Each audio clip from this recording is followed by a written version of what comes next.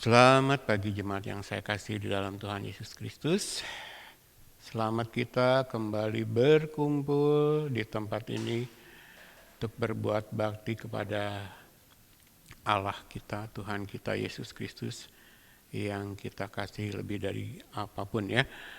Baik, kita akan lanjutkan pelajaran kita.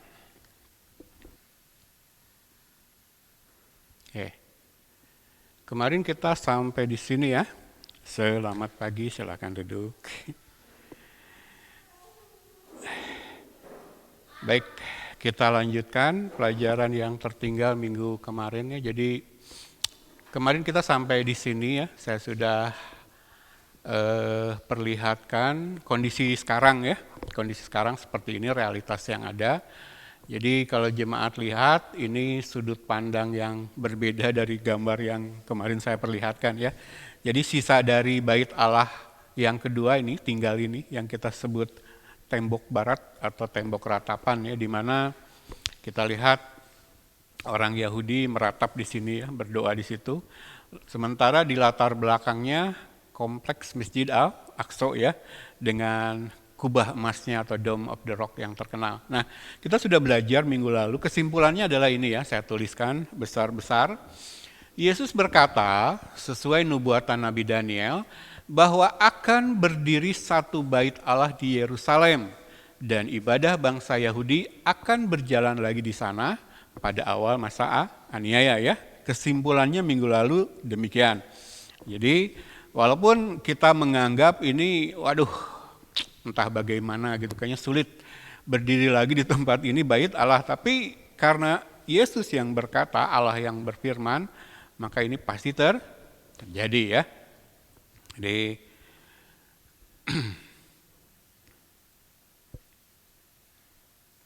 ya, ini pasti terjadi, ini pasti digenapi ya. Jadi di wilayah, di tanah yang tadi kita lihat akan berdiri lagi bait Allah. Bait Allah yang ketiga ya. Lalu orang Yahudi akan melakukan ibadah lagi di sana ya. Di antaranya seperti dituliskan dalam Daniel pasal 9 ayat yang ke-27 ya, yang sudah kita lihat minggu lalu. Mereka akan beribadah lagi di bait Allah ini, lalu akan memberikan korban sembelihan dan korban santapan. Nah, mungkin ada yang bertanya, Om Dani, korban sembelihan di perjanjian lama itu kan menubuatkan tentang karya salib Kristus, betul ya? Seharusnya ketika Yesus mati di salib, tidak ada lagi pelaksanaan korban sembelihan, betul ya? Karena korban Yesus sekali untuk selamanya, sempurna. Ketika Yesus mati di atas salib lalu berkata tetelestai, sudah selesai, maka korban sembelihan binatang yang dipraktekkan sepanjang perjanjian lama yang merupakan nubuatan karya salib Yesus sudah digenapi. Jadi seharusnya tidak boleh ada lagi korban sembelihan. Mungkin ada yang bertanya seperti itu.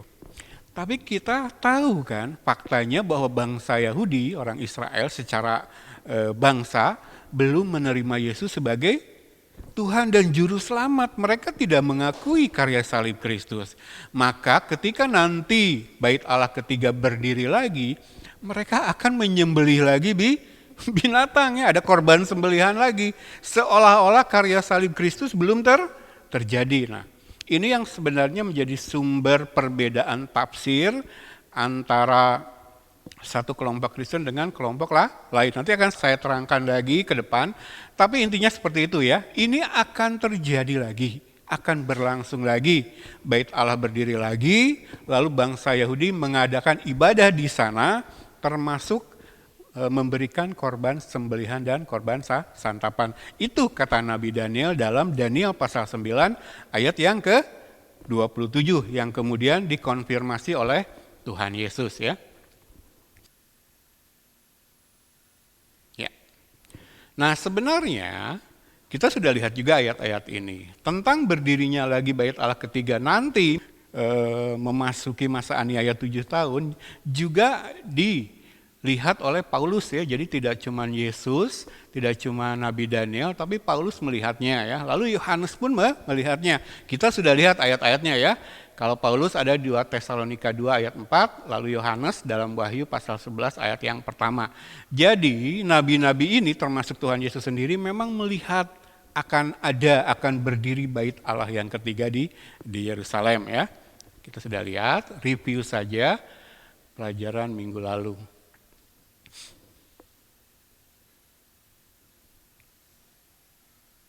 Oke. Nah, jadi minggu lalu kita sudah menyelesaikan dari Matius 24 ayat 15 tentang pembinasa keji yang berbicara tentang antikristus ya, penunggang kuda warna putih yang muncul di Wahyu pasal yang ke-6 ya. Bedakan dengan penunggang kuda putih yang muncul di Wahyu pasal 19 yaitu Tuhan Yesus. Lalu kita sudah bahas tempat kudus. Nah, sekarang kita bahas yang warna biru Nabi Daniel. Saya baca ulang ayat ini, Matius 24 ayat 15. Jadi, apabila kamu melihat pembinasa keji berdiri di tempat kudus, menurut firman yang disampaikan oleh Nabi Daniel. Ayat ini adalah autentikasi Kristus atas Daniel ya. Daniel adalah satu-satunya nabi perjanjian lama yang disebutkan namanya oleh Tuhan Yesus ketika Yesus menjelaskan tentang masa depan secara panjang lebar dan terperinci dalam khotbahnya di Bukit Zaitun ya. Jadi Matius 24 dan 25 dikenal, kalau kita berbicara teologi Kristen, dikenal sebagai Olivet Discourse ya. Matius 24 dan 25 atau paralelnya di Markus pasal 13 dan Lukas pasal 21. Ini adalah pengajaran Yesus di Bukit Zaitun ya, menjelang kematiannya ketika Yesus berkumpul dengan murid-muridnya. Lalu Yesus menubuatkan tentang peristiwa-peristiwa masa depan. Nah, Matius pasal 24 dan 25 adalah nubuatan Yesus tentang akhir zaman yang paling panjang, yang paling lengkap, yang paling rinci ya Yesus menyampaikan kepada murid-murid. Nah, dalam pengajaran di Bukit Zaitun ini yang panjang lebar ini, Nabi Daniel satu-satunya nabi yang disebut oleh Tuhan Yesus. Makanya ada beberapa sarjana Kristen menyebut sebagai Nabi Daniel ini sebagai nabi favoritnya Yesus ketika Yesus berbicara tentang eskatologi ya, tentang peristiwa-peristiwa akhir menjelang kesudahan.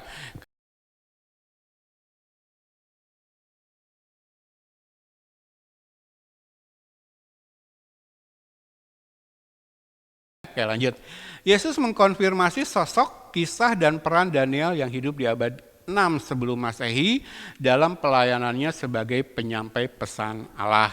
Jadi ketika Yesus mengutip nubuatan Nabi Daniel lalu mengkonfirmasi, mengatakan benar ini nubuatan, maka Yesus sedang memberikan autentikasi terhadap Nabi Daniel. Benar, dulu zaman masa lalu hidup yang namanya Nabi Allah yang bernama Daniel, dan pesan-pesan yang disampaikan oleh Daniel adalah benar, pesan Allah. Jadi dengan mengutip nubuatan Nabi Daniel lalu berkata ya nubuatan ini benar, maka Yesus sedang mengautentikasi Nabi Daniel ya.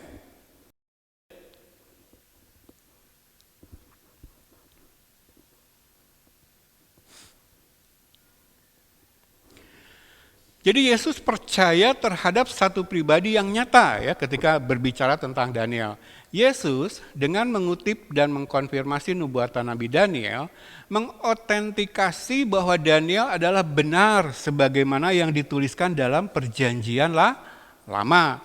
Itu bukan tokoh hayalan, bukan tokoh rekaan, bukan karangan manusia ya. Benar-benar ada ya.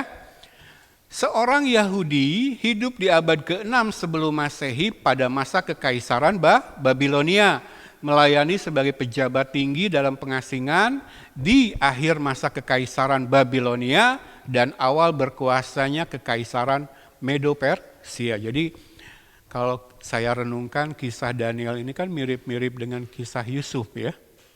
Berhasil meraih jenjang karir tinggi di tanah asing.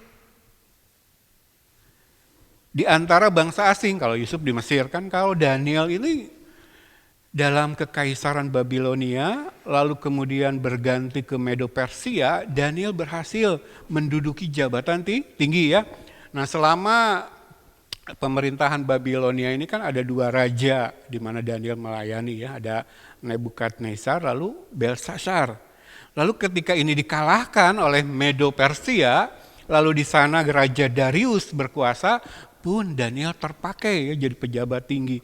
Dan saya katakan mirip-mirip Yusuf. Daniel diangkat menjadi pejabat tinggi karena berhasil menafsirkan mimpi raja ya. Seperti ini ya. Jadi Daniel itu sosok yang real ya. Ketika Yesus mengutip nubuatan Daniel, ini salah satu contoh otentikasi Yesus sendiri terhadap perjanjian lama ya ini. Jadi Yesus percaya kepada sosok yang benar-benar ada ya, satu pribadi yang benar-benar ada yang bernama Daniel ya. Jadi sudah selesai kita membahas pembuka untuk masuk, nanti minggu depan kita akan mulai masuk ke kitab Danielnya. Tapi kita sudah selesai mempelajari Matius pasal 24 khususnya ayat 15 yang menjadi pengantar di mana Yesus sendiri ya yang mensahkan, mengotentikasi bahwa nubuatan Nabi Daniel itu benar. Nah, pagi ini karena kita ada perjamuan kudus, saya ingin membawa kita sedikit merenungkan tentang yang namanya Bukit Zaitun ya. Dari minggu lalu kita sudah sering singgung yang namanya Bukit Zaitun. Saya perlihatkan dulu petanya kurang lebih seperti ini. Ini adalah Yerusalem ya. Lalu di sini ada Bait Allah. Lalu di sini ada yang namanya Bukit Zaitun. Jadi Bukit Zaitun itu letaknya sebelah timur Yerusalem, dipisahkan oleh yang namanya Lembah Kidron ya. Nih, Kidron Valley. Ini Lembah Kidron memisahkan antara wilayah Bukit Zaitun dengan Yerusalem karena Yerusalem itu ada di dataran tinggi ya. Nah, di Bukit Zaitun ini kalau kita lihat tanda hitam di sini ini adalah Getsemani, di mana Yesus berdoa sebelum menjalani jalan sengsara ya. Jadi ini adalah Bukit Zaitun. Nah, kita akan lihat ayat-ayat yang sudah kita baca minggu lalu tentang Bukit Zaitun. Saya katakan minggu lalu bahwa Bukit Zaitun ini memiliki makna rohani penting bagi iman Kristen ya. Nah, ini 3 ayat sudah saya sampaikan minggu lalu, tapi kita akan baca ulang. Ini yang pertama ya. Yehezkiel pasal 11 ayat yang ke-21 sampai ayat yang ke-23. Demikian firman Tuhan. Mengenai mereka yang hatinya berpaut pada dewa-dewanya yang menjijikan dan pada perbuatan-perbuatannya yang keji, aku akan menimpakan kelakuan mereka atas kepalanya sendiri, demikianlah firman Tuhan Allah.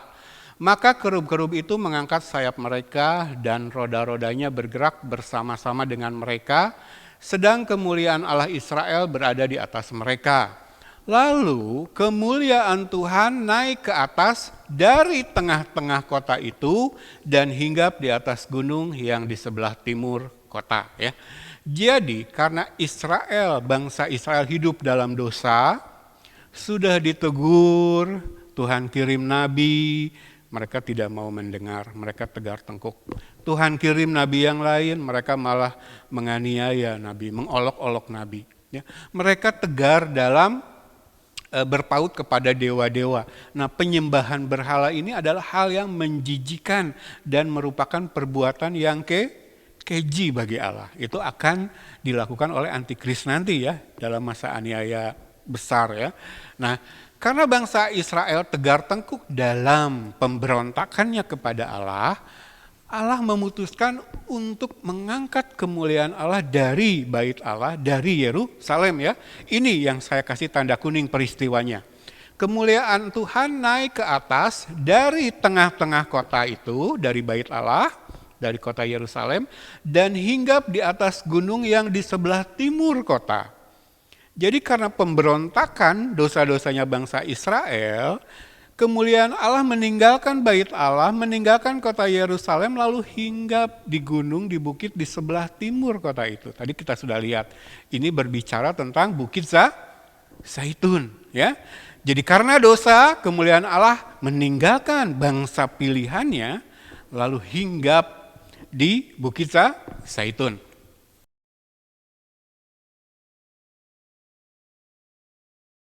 Nah, nanti ketika pemulihan terjadi, kalau kita baca di masih di Yehezkiel, tapi pasal yang ke-43 ayat 1 sampai ke-5, ketika pemulihan terjadi, kemuliaan Tuhan baru masuk lagi dari timur ke dalam kota Yerusalem, ke dalam bait Allah. Ini pemulihan ya di pasal 43.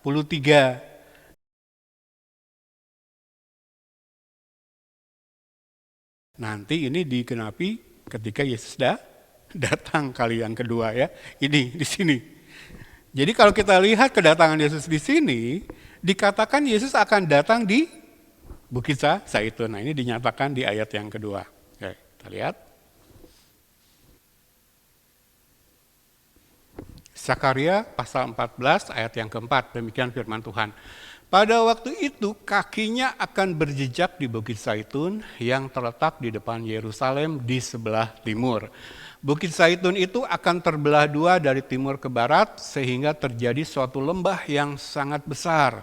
Setengah dari bukit itu akan bergeser ke utara dan setengah lagi ke selatan. Ini Zakaria 14 ayat 4 menubuatkan tentang kedatangan Yesus yang kedua. Jadi ketika Yesus datang untuk menghakimi, dia akan datang di Bukit Zaitun.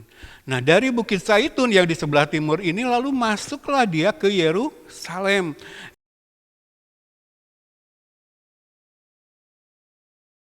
Yesus akan mengadakan pembersihan. Yesus akan mengadakan penghakiman. Dan setelah itu Yesus akan melakukan pemulihan. Ya, pemulihan Yerusalem, pemulihan Bait Allah, pemulihan bangsa Israel. Kita tahu Israel dipulihkan di sini ya. Sebagai bangsa, Israel akan ditobatkan, dimenangkan di 3,5 tahun masa aniaya besar. Jadi kalau di sini Israel masih melakukan ibadah di Bait Allah yang ketiga, lalu mereka masih memberikan korban sembelihan, karena mereka belum mengakui Yesus. Mereka tidak mengakui karya salib Kristus.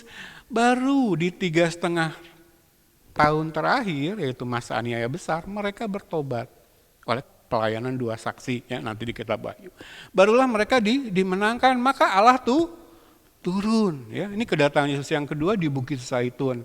Nah, turun di sebelah timur, Allah akan memasuki Yerusalem, lalu Allah akan mengadakan perhitungan terhadap orang-orang yang memberontak terhadapnya.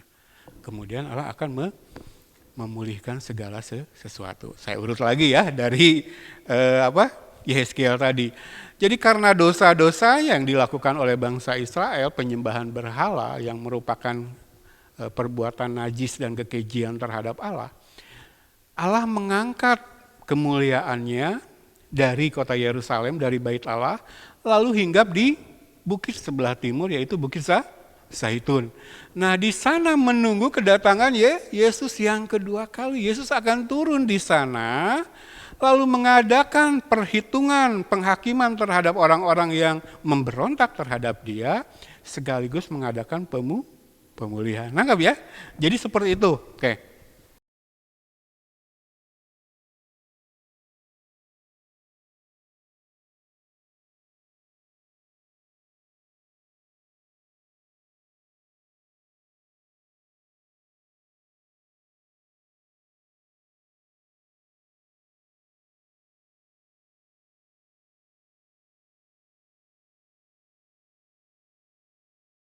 Dua ayat kita sudah lihat istimewanya Bukit Zaitun.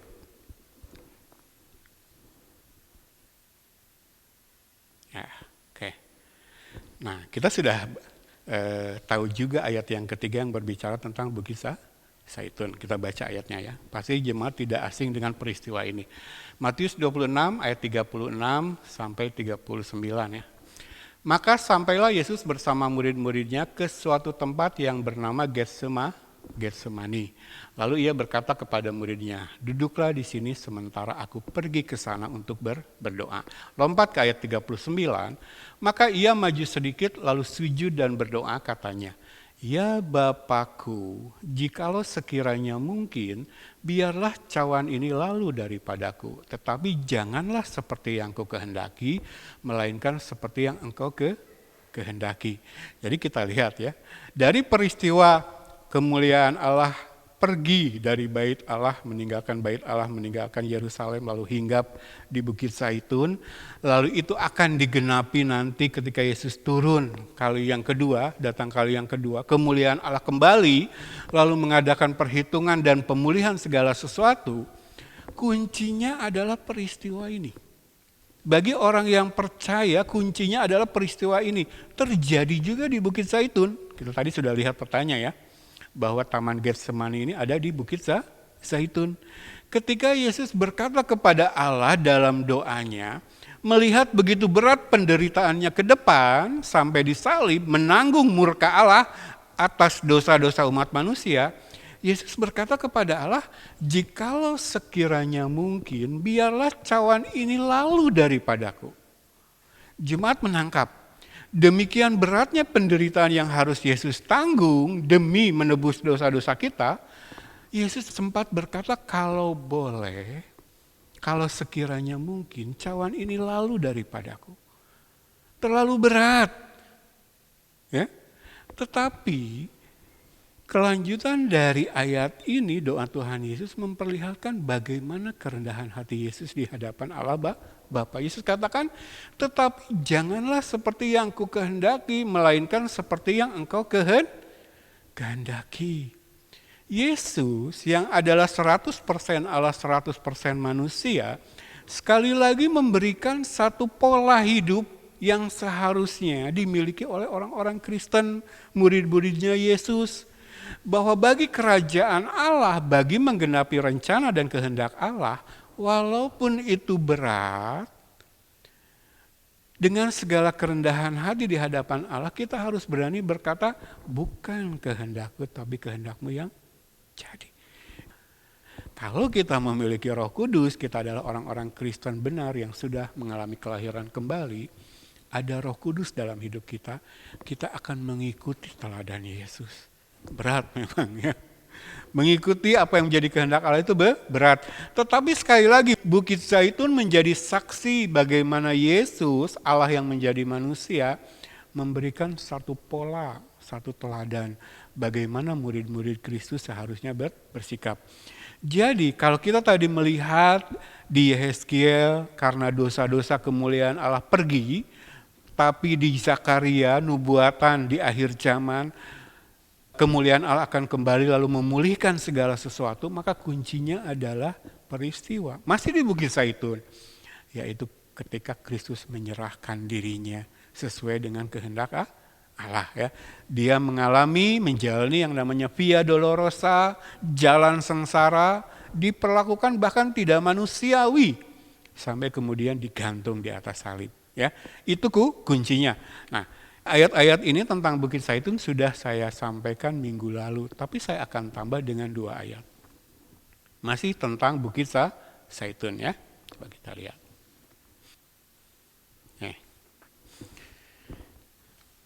Ini adalah peristiwa terangkatnya Yesus ke sorga ya setelah kebangkitannya. Saya ambil dari Kisah 1 ayat 9 sampai ayat 12.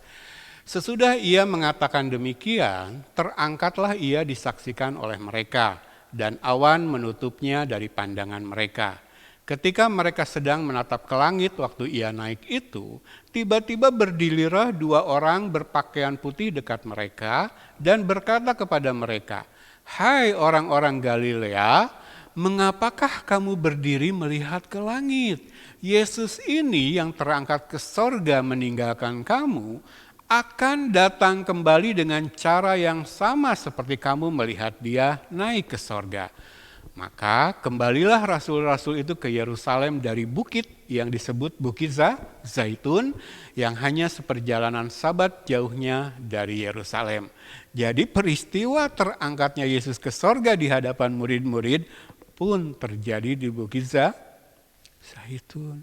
Jemaat sudah menangkap, rupanya Bukit Zaitun, bukit di sebelah timur kota Yerusalem, yang dipisahkan dari kota Yerusalem oleh lembah Kidron ini, adalah tempat favoritnya Yesus ya. Oke. Yesus terangkat ke sorga di awan-awan di hadapan murid-muridnya. Itu peristiwa yang luar biasa sehingga murid-muridnya tercengang, terkagum-kagum. Mereka tidak bisa berhenti menatap ke langit, di mana Yesus dalam awan-awan menghilang dari pandangan mereka sampai mereka disadarkan oleh munculnya 2 orang malaikat di dekat mereka. Lalu menegur mereka, "Hai orang-orang Galilea, mengapa kamu berdiri ke langit? Yesus ini yang terangkat ke sorga meninggalkan kamu, akan datang kembali dengan cara yang sama. Seperti kamu melihat dia ke sorga." Ingat ya, bagi orang percaya, Yesus akan kembali dalam awan-awan dulu untuk menjemput kita. Pengangkatan, rapture. Ya. Lalu kemudian dia akan datang di sini untuk mengadakan penghakiman. Jadi murid-murid yang karena kekaguman oleh peristiwa terangkatnya Yesus, melongo melihat ke langit, diingatkan oleh malaikat bahwa Yesus yang kamu lihat terangkat akan kembali. Dan sebagaimana Yesus terangkat di Bukit Zaitun, dia akan menjejakkan kaki lagi di Bukit Zaitun. Itu kata Nabi Zakaria, nubuatan. Ya. Nah, tentang terangkatnya Yesus ke sorga ini dicatat di kitab-kitab lain ya. Kalau kita baca Lukas pasal 24 ayat 51-52 yang mencatat tentang terangkatnya Yesus ke sorga, di sana dikatakan bahwa Yesus terangkat dalam posisi sedang berkati. Amin. Bahkan saat ini ketika dia melihat ibadah kita dari tahtanya sebelah kanan Allah Bapa, kita yakin dia sedang dalam posisi memberkati. Kita harus percaya sebagai orang Kristen ya. Oke. Sementara Matius 28 ayat 16-20 tentang terangkatnya Yesus ke sorga menuliskan tentang amanat agung. Betul ya? Segala kuasa di sorga, di bumi sudah diserahkan kepadaku. Maka pergilah, jadikan semua bangsamu muridku. Betul ya? Baptislah mereka dalam nama Bapa, Anak, dan Roh Kudus, dan ajarlah mereka apa yang sudah kuperintahkan kepadamu. Lalu ketahuilah bahwa aku menyertai kamu senantiasa sampai kepada akhir zaman. Jadi, versi catatan tentang terangkatnya Yesus ke sorga di Matius 24 ayat 16-20 menyatakan amanat agung. Lalu Immanuel pergi, beritakan kebenaran firman. Dan Yesus berjanji, nubuatan tentang Immanuel, Allah beserta kita, akan digenapi. Ketahuilah, aku akan menyertai engkau senantiasa sampai kepada akhir. Kata senantiasa di sini menunjukkan 24 jam penuh. Istimewa ya kenaikan Yesus. Kalau kata Lukas, Yesus naik terangkat ke sorga dalam posisi memberkati, dalam catatan Matius pasal 28, Yesus memberikan amanat agung buat kita memberitakan kebenaran firman, dan Yesus berjanji Immanuel akan digenapi. Allah beserta dengan kita. Dalam wujud siapa? Allah beserta kita selamanya sampai kita masuk surga? Roh Kudus ya. Oke. Nah, sementara catatan di Markus pasal 16 ayat 19, di sana dituliskan bahwa setelah Yesus naik ke sorga, terangkat naik ke sorga, dia duduk di sebelah kanan Allah Bapa. Apa yang Yesus lakukan sampai hari ini, detik ini, ketika dia duduk di sebelah kanan Allah Bapa? Dia menjadi pengantara kita. Dia menjadi pembela kita, dia menjadi pendoa syafaat bagi kita. Ya. Jadi sebenarnya ketika Yesus terangkat ke sorga, Yesus memberikan kepada orang-orang yang mengasihi dia, murid-muridnya, satu paket lengkap yang akan membuat kita mampu menjalani kehidupan kita, menjauhkan diri dari eskalasi kedurhakaan, sampai dia menjemput kita di awan-awan. Lalu kita terangkat ke surga. Yesus memberikan bekal itu. Ya. Dia naik dalam posisi sedang memberkati, lalu dia memberikan kepada kita amanat agung untuk memberitakan kebenaran firman, Lalu dia berjanji selama kita melakukan itu Immanuel akan digenapi, Allah beserta dengan kita. Dan ingat, ini dalam wujud Roh Kudus ya, Immanuel. Dan ingat, Yesus sekarang duduk di sebelah kanan Allah Bapa menjadi pendoa syafaat bagi kita. Ini paket lengkap rohani yang membuat kita orang-orang percaya mampu menjalani kehidupan kita sampai sini. Terus memberitakan kebenaran firman semampu kita sesuai dengan tanggung jawab yang Tuhan berikan kepada kita ya. Beritakan kebenaran firman dan beritakan kebenaran firman. Ini sekali lagi, terangkatnya Yesus ke sorga terjadi di Bukit Zaitun. Oke, satu ayat lagi tentang Bukit Zaitun.